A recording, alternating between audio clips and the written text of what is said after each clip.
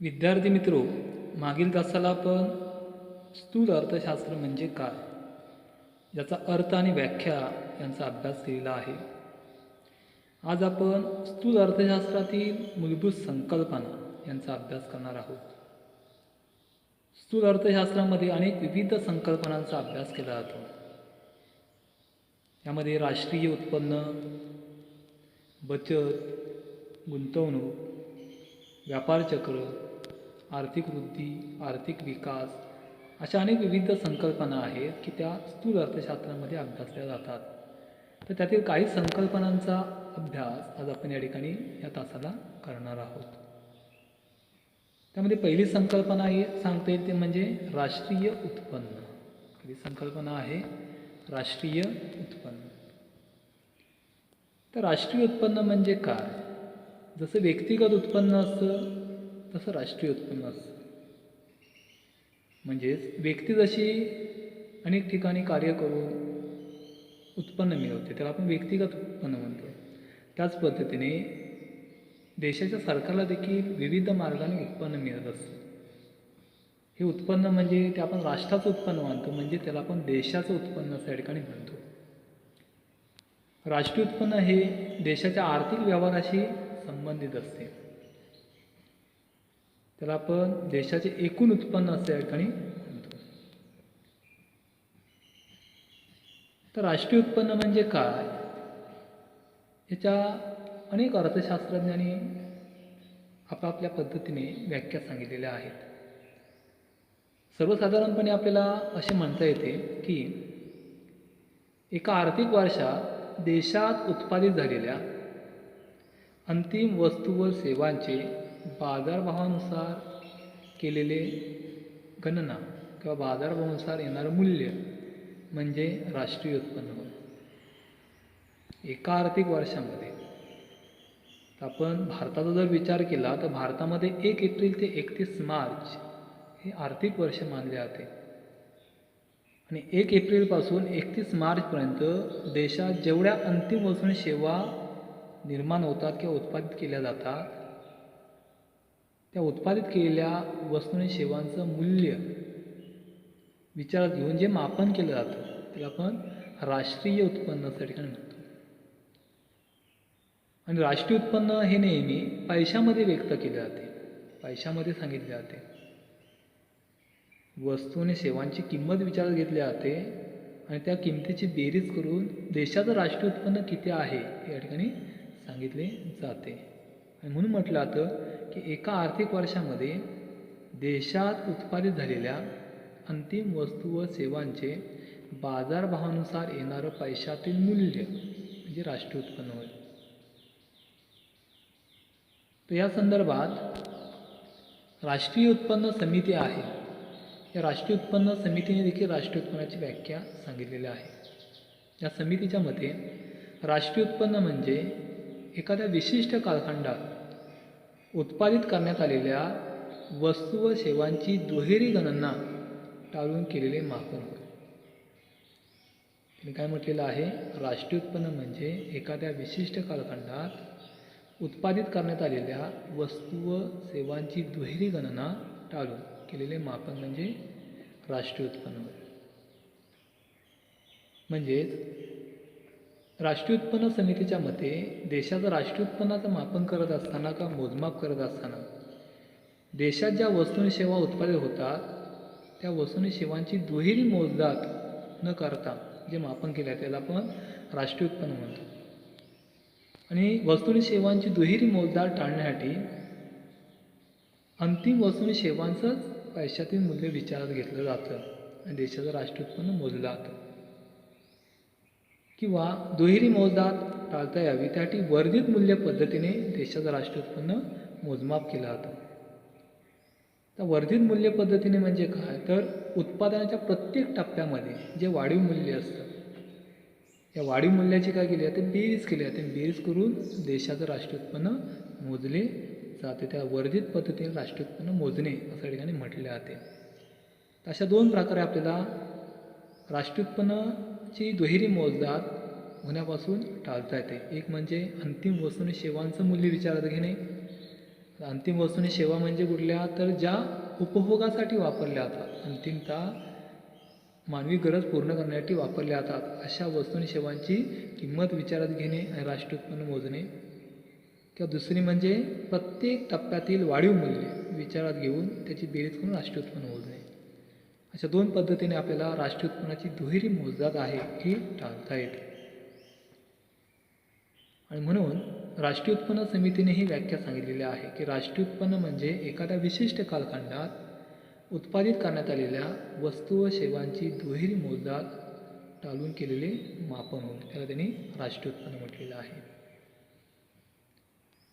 असं देखील म्हटले जाते की राष्ट्रीय उत्पन्न म्हणजे उत्पादन घटकांना मिळणाऱ्या मोबदल्याची बेरीज होय. त्या देखील राष्ट्रीय उत्पन्न म्हटले जाते. अर्थव्यवस्थेमध्ये उत्पादन कार्य करण्यासाठी 4 उत्पादन घटक वापरले जातात की त्यांना आपण भूमी, श्रम, भांडवल आणि संयोजक असे संबोधतो. आणि या 4 उत्पादन घटकांना अनुक्रमे खंड, वेतन, व्याज आणि नफा या स्वरूपात मोबदला मिळतो. या मोबदल्याची केलेली बेरीज म्हणजे देखील राष्ट्रीय उत्पन्न होय असं देखील म्हटले जाते. तर अशा पद्धतीने थोडक्यात राष्ट्रीय उत्पन्न म्हणजे काय, तर एका आर्थिक वर्षामध्ये देशात उत्पादित झालेल्या अंतिम वस्तू आणि सेवांचं बाजारभावानुसार येणारं पैशातील एकूण मूल्य म्हणजे राष्ट्रीय उत्पन्न होय. त्यानंतर पुढची संकल्पना आहे बचत. आता बचत हा शब्द आपण दैनंदिन व्यवहारामध्ये सतत वापरत असतो आणि त्यामुळे बचत म्हणजे काय ही संकल्पना आपण अभ्यासणे महत्त्वाची ठरते. सर्वसाधारणपणे आपल्याला असं म्हणता येईल की उत्पन्नातून उपभोग खर्च वजा जाता जे उत्पन्न शिल्लक राहते त्याला आपण बचत म्हणतो. म्हणजे व्यक्ती वर्षभरामध्ये विविध मार्गाने उत्पन्न मिळवत असते आणि या मिळणाऱ्या उत्पन्नापैकी काही भाग ती उपभोगावरती खर्च करत असते. असा उपभोगावरती खर्च केलेला भाग वगळता जे उत्पन्न शिल्लक राहते त्याला आपण बचत म्हणू शकतो. उदाहरणार्थ समजा एखाद्या व्यक्तीने महिन्याला 5,000 रुपये उत्पन्न मिळवले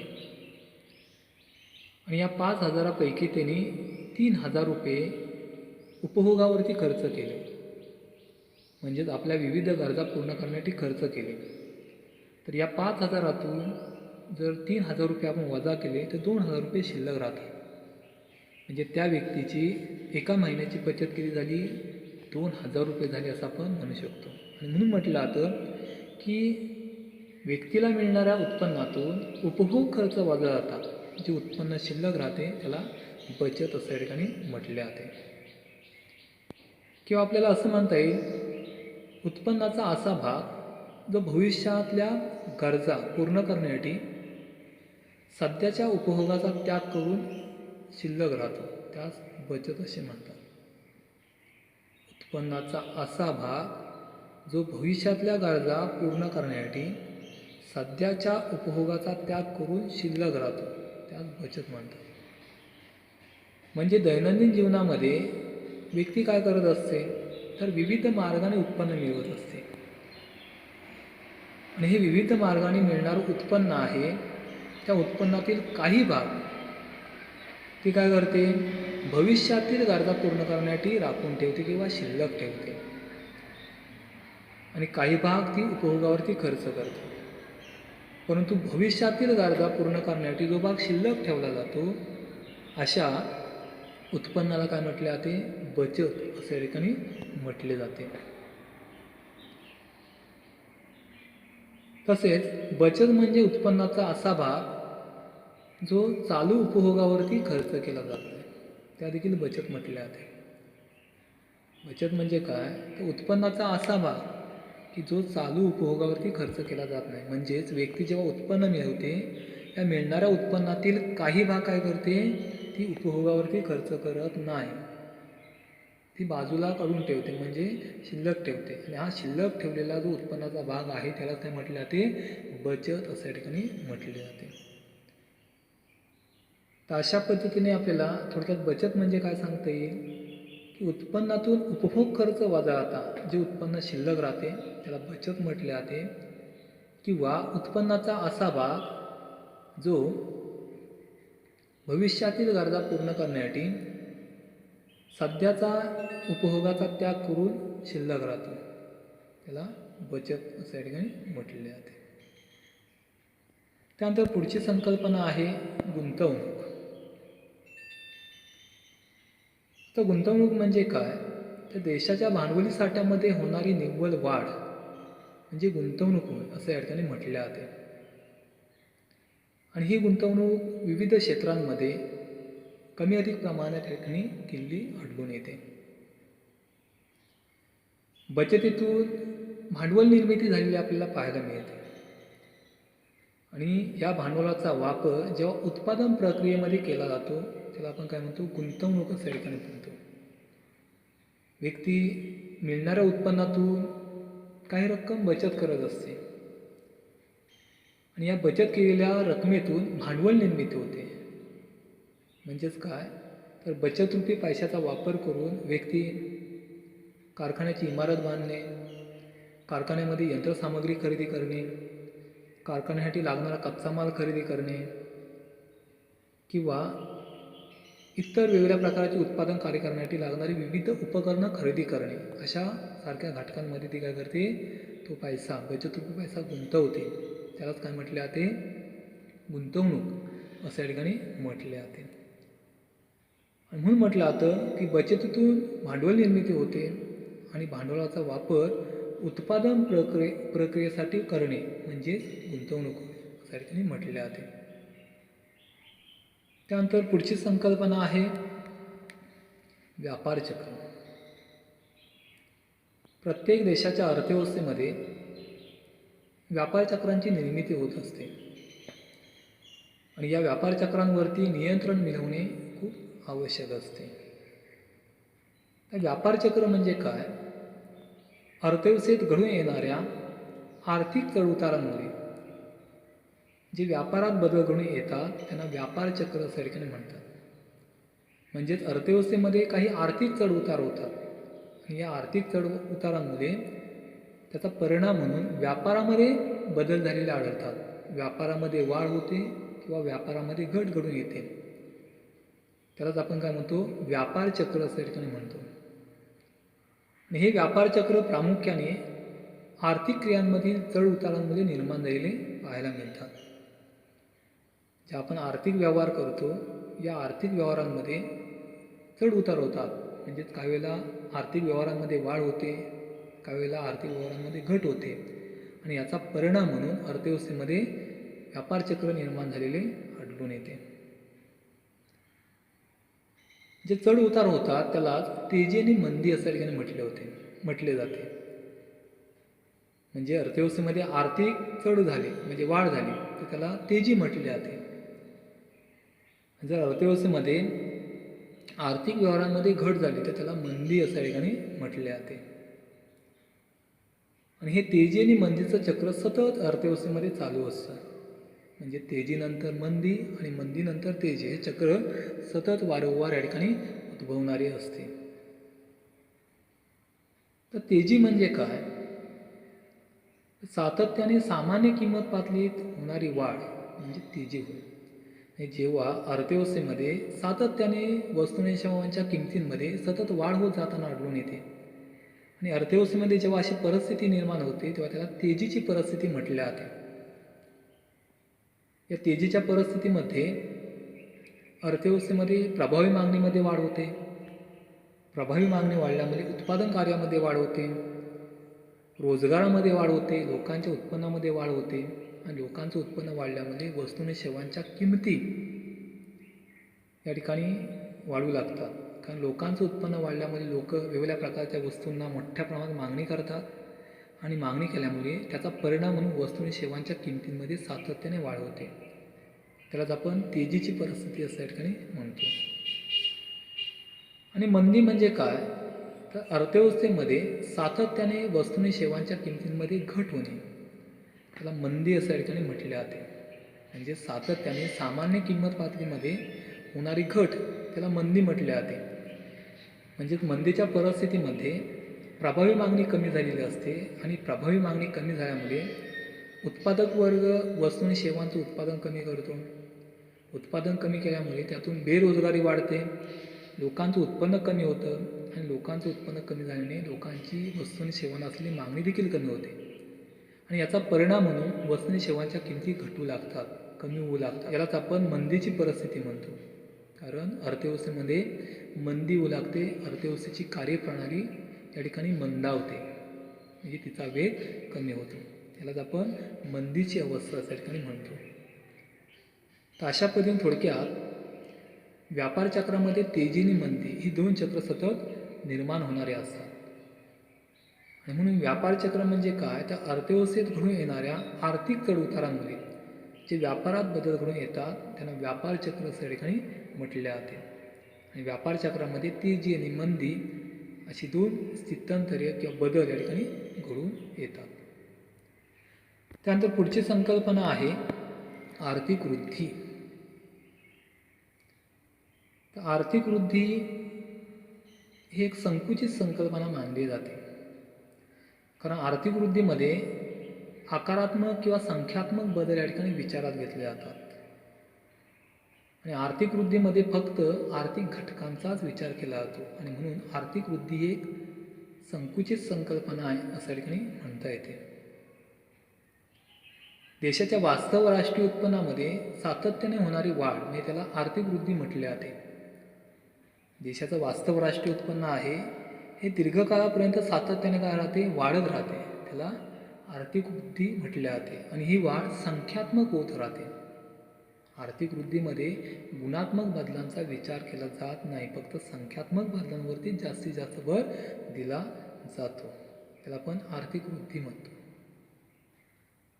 जे के मेहता यांच्या मते आर्थिक वृद्धी म्हणजे काय, तर आर्थिक वृद्धी म्हणजे राष्ट्रीय उत्पन्नामध्ये दीर्घकाळापर्यंत झालेली वाढ होय असं त्यांनी म्हटलेलं आहे. की देशाचं राष्ट्रीय उत्पन्न आहे, या राष्ट्रीय उत्पन्नामध्ये सातत्याने दीर्घकाळापर्यंत म्हणजे साधारणतः 25 ते 30 वर्ष सतत राष्ट्रीय उत्पन्नामध्ये संख्यात्मक वाढ होत राहते. आणि ही संख्यात्मक जी वाढ होत राहते त्या त्यांनी काय म्हटलेलं आहे, आर्थिक वृद्धी असं या ठिकाणी म्हटलेलं आहे. त्यानंतर सायमन कुझनेट यांच्या शब्दात आपल्याला सांगायचे झाले तर आर्थिक वृद्धी म्हणजे देशातील लोकांच्या विविध प्रकारच्या आर्थिक वस्तू पुरवण्याच्या क्षमतेतील वाढ आणि या क्षमतावाढीसाठी आधुनिक तंत्रज्ञान, संख्यात्मक बदलांचा समावेश त्यामध्ये केला जातो. म्हणजे आर्थिक वृद्धी होत असताना देशामधील वाढत्या लोकसंख्येनुसार त्यांच्या ज्या काही विविध गरजा आहेत, या गरजा पूर्ण करण्यासाठी त्यांना लागणाऱ्या ज्या आर्थिक वस्तू आहेत या आर्थिक वस्तूंमध्ये देखील वाढ घडवून आणणे आणि त्यांच्या गरजा पूर्ण करण्यासाठी त्या उपलब्ध करून देणे. आणि असा जर बदल अर्थव्यवस्थेमध्ये सातत्याने दीर्घकालखंडापर्यंत होत असेल तर त्याला काय म्हटले जाते, आर्थिक वृद्धी असं या ठिकाणी म्हटले जाते. थोडक्यात आर्थिक वृद्धी ही संकल्पना आहे, या संकल्पनेला संख्यात्मक दृष्टिकोन आहे. म्हणजे आर्थिक वृद्धीमध्ये संख्यात्मक वाढीवर, आकारात्मक बदलांवर या ठिकाणी भर दिलेला आढळून येतो. उदाहरणार्थ सांगायचे झाले तर आपल्याला असं म्हणता येईल की एखादा रस्ता बांधलेला आहे आणि हा रस्ता कच्चा आहे, मात्र हा रस्ता हजारो किलोमीटर बांधलेला आहे, मात्र त्यावरून वाहतूक करणं शक्य नाही.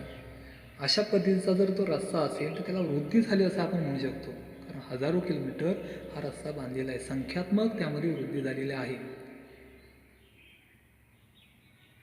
मात्र त्याला विकास म्हणू शकत नाही. कारण या रस्त्यावरून वाहनं चालवणे शक्य नाही, कारण तो रस्ता कच्चा आहे, वाहनं चालवण्यास योग्य नाही आणि म्हणून त्याला विकास म्हणता येत नाही, फक्त वृद्धी म्हणता येते. किंवा दुसरं उदाहरण द्यायचं झालं की एखादी व्यक्ती आहे,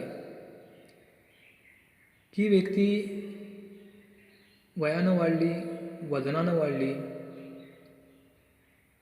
म्हणजेच या व्यक्तीची वृद्धी झाली असं आपण म्हणू शकतो. विकास झाला असं म्हणता येत नाही, कारण विकास होत असताना त्यामध्ये गुणात्मक बदल विचारात घेतले जातात, मात्र वृद्धीमध्ये आपण फक्त संख्यात्मक बदल विचारात घेतो. आणि या ठिकाणी जर त्या व्यक्तीमध्ये वय वाढलं, उंची वाढली, वजन वाढलं, म्हणजे वृद्धी झाली असं म्हणता येईल. मात्र त्यामध्ये कोणत्याही प्रकारचा जो गुणात्मक बदल झाला नाही तर त्या व्यक्तीचा विकास झाला असं आपण म्हणू शकत नाही. म्हणजे वृद्धीमध्ये फक्त संख्यात्मक आणि आकारात्मक बदलांवर भर दिला जातो.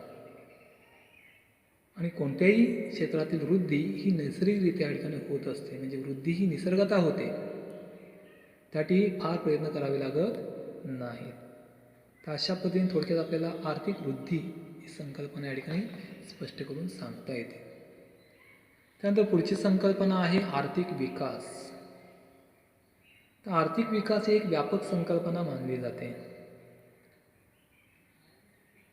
आर्थिक विकासामध्ये संख्यात्मक बदलांबरोबरच गुणात्मक बदलांचा देखील विचार केला जातो. त्याचबरोबर आर्थिक विकासामध्ये आर्थिक वृद्धीसोबतच इतर विविध घटक देखील विचारात घेतले जातात. म्हणजेच आर्थिक घटकांबरोबरच सामाजिक, राजकीय, सांस्कृतिक, संस्थात्मक असे विविध घटक त्यामध्ये विचारात घेतले जातात. आणि म्हणून आर्थिक विकास ही एक व्यापक संकल्पना यासाठी आपल्याला म्हणता येते. आर्थिक विकास म्हणजे आर्थिक वृद्धीसोबत मानवाच्या कल्याणासाठी आवश्यक असणाऱ्या घटकांमध्ये प्रगतिशील किंवा गुणात्मक बदल घडवून आणणे म्हणजे आर्थिक विकास हो यासाठी म्हटले जाते. म्हणजे देशामध्ये आर्थिक विकास करत असताना संख्यात्मक वाढीबरोबरच त्या घटकांमध्ये गुणात्मक बदल देखील घडवून आणण्याचा प्रयत्न केला जातो. त्याला आपण विकास किंवा आर्थिक विकास म्हणतो. आणि आर्थिक विकास होत असताना मानवाच्या कल्याणामध्ये वाढ करण्यासाठी त्यांना जे आवश्यक घटक आहेत, मग त्यामध्ये वाहतुकीचे मार्ग असतील, दळणवळणाची साधनं असतील, पाणी पुरवठा, वीज पुरवठा, अशा अनेक विविध सुविधा आहेत की त्या सुविधा या ठिकाणी त्या लोकांना पुरवल्या जातात. आणि त्या पुरवत असताना त्यामध्ये गुणात्मक बदल देखील या ठिकाणी विचारात घेतले जातात. त्याला आपण विकास असं या ठिकाणी म्हणत असतो. आणि म्हणून त्यांनी म्हटलेलं आहे की आर्थिक विकास म्हणजे आर्थिक वृद्धीसोबतच मानवाच्या कल्याणासाठी आवश्यक असणाऱ्या घटकांमध्ये प्रगतिशील आणि गुणात्मक बदल घडवून आणणे म्हणजे आर्थिक विकास हो असं या ठिकाणी म्हणता येते. आर्थिक विकासासंदर्भात अनेक विविध अर्थशास्त्रज्ञांनी व्याख्या केलेल्या आहेत. त्यामध्ये एक व्याख्या आपल्याला अशी सांगता येईल की आर्थिक विकास ही एक विविधांगी स्वरूपाची प्रक्रिया आहे की ज्यामध्ये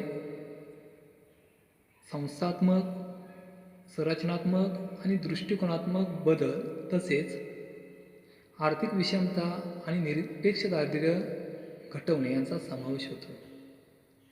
म्हणजे आर्थिक विकास होत असताना अर्थव्यवस्थेमध्ये संरचनात्मक, संस्थात्मक आणि दृष्टिकोनात्मक बदलांचा विचार केला जातो. आणि जसा देशाची प्रगती होत जाते तसतशा पद्धतीने देशामध्ये अनेक वेगवेगळ्या प्रकारच्या संस्था उभारल्या जातात.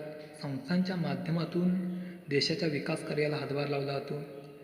लोकांच्या दृष्टिकोनामध्ये बदल होतो. म्हणजे लोकांचा पारंपरिक दृष्टिकोन बदलून आधुनिक दृष्टिकोनातून लोक आर्थिक व्यवहार करू लागतात. त्याचबरोबर अर्थव्यवस्थेमध्ये संरचनात्मक बदल होतात. म्हणजे देशाच्या अर्थव्यवस्थेमध्ये शेती क्षेत्राचं महत्त्व कमी होत जाऊन औद्योगिक आणि सेवा क्षेत्राच्या महत्त्वामध्ये वाढ होते किंवा त्यांचा राष्ट्रीय उत्पन्नातील वाटा आहे म्हणजे शेतीचा वाटा कमी होत जाऊन राष्ट्रीय उत्पन्नामध्ये उद्योग आणि सेवा क्षेत्राच्या वाट्यामध्ये वाढ होते. लोक आर्थिक व्यवहार करताना व्यावसायिक दृष्टिकोनातून आर्थिक व्यवहार करू लागतात. एखाद्या घटनेकडे पाहताना वैज्ञानिक दृष्टिकोनातून पाहतात. तर अशा पद्धतीने काही परिवर्तन अर्थव्यवस्थेमध्ये होताना दिसून येतात. त्यालाच आपण काय म्हणतो, आर्थिक विकास म्हणतो. म्हणून त्याची व्याख्या अशी केली जाते की आर्थिक विकास म्हणजे किंवा आर्थिक विकास ही एक विविधांगी स्वरूपाची प्रक्रिया आहे की ज्यामध्ये संरचनात्मक, दृष्टिकोनात्मक, संस्थात्मक तसेच आर्थिक विषमता आणि निरपेक्ष दारिद्र्यात घट होणे समाविष्ट असते. त्याला आर्थिक विकास अशा ठिकाणी म्हटले जाते. तर अशा पद्धतीने आज आपण स्थूल अर्थशास्त्रातील मूलभूत संकल्पना यामध्ये राष्ट्रीय उत्पन्न, बचत, गुंतवणूक, व्यापार चक्र, आर्थिक वृद्धी आणि आर्थिक विकास या संकल्पनांचा अभ्यास केलेला आहे.